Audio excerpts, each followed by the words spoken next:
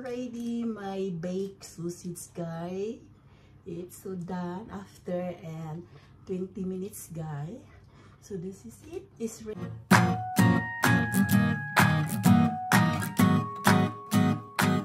Everyone, this Sunday morning, guys, we are going to Oslo to make a tour to visit a museum. So I made the sausage. I-roll lang natin ito yung sausage ko, guys. This is it. And then I have the done pizza dice. Dough. That is dough, guys. Ang gawin natin, guys, buksan natin ito. Here the pizza hill, 550 grams siya, guys. It is pizza dice done. You can buy in grocery. And ganito lang yan, guys. Kunin lang natin ito.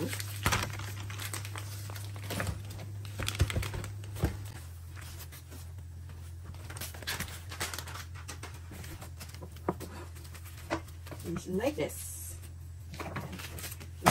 And then siya, guys. Ang gawin natin, tapat lang natin pataas, guys. Gawin natin ganyan.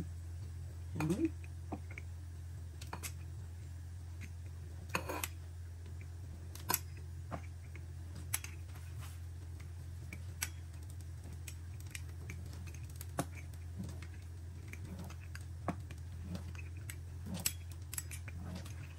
Pabili kayo, guys, ito sa supermarket, guys.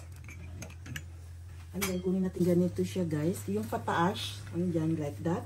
And then, I have the sausage. This is a sausage. Balutin lang natin siya, guys. Stroll like that.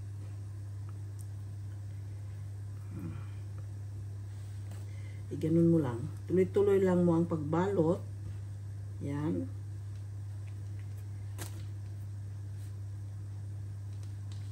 Napaka-dali and napaka-easy siya, guys, gawin. So that is it. And then, ilak natin yan. So like this. That is it, guys. Yan. Then, mayroon akong baking pan dito. Lagay natin. So, tuloy-tuloy lang, guys. Ganyan lang siya. Same as usual din pa rin. Yung procedure. I-bake mo pa ganyan lang. Napaka-simple at madali siya, guys.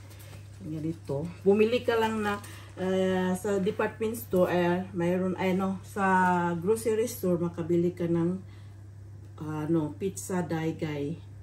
So, hindi na kailangan gagawa ka. Pwedeng gagawa sarili mo, pero kung gusto kang madalian, makabili ka na lang ganito, guys.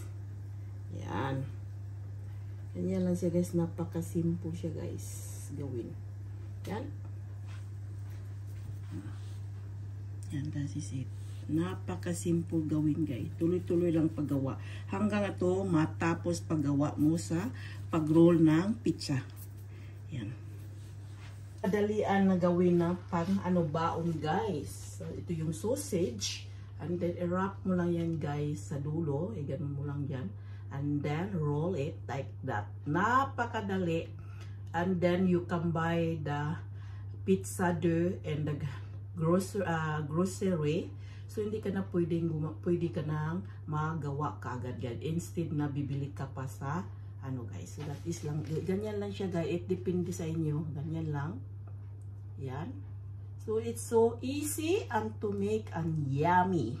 So, lahat kayo mag-i-enjoy ito magkumakain, guys. So, ganyan lang siya, guys. I-press mo, parang didikit siya. I-ano ko na lang siya dyan, parang hindi siya. Masayang yung dough, ilagay ko yan sa ibang ganyan. Diba? Napaka-simple. That is it done. Mayroon akong baking pan dito, guys. Ilagay ko na siya. Ito yung baon namin. We're going in Oslo. And then, mayroong libre na museum ngayon, guys. Kaya punta kami. Kaya ito yung baon. So, napaka-easy and madalian na baon, guys. Instead na bibili ka pa sa saan-saan sa gilid ng Oslo. Kaya ito na ang naisip kong babaunin namin dahil napakadaling gawin. So, ready na siyang i-roll mo lang, tapos i-bake mo within 15 minutes until the pizza die, maano na siya, mag-golden brown. So, ganyan lang siya, guys. Then, i-press mo lang siya ganyan. I-ganon mo lang, guys, para didikit yung niya dough. So, that is done, guys. So, it's easy and Yummy! So, ito na guys, i-bake na natin yung, ano natin, bake and 215 minutes. It depends guys, it becomes golden brown.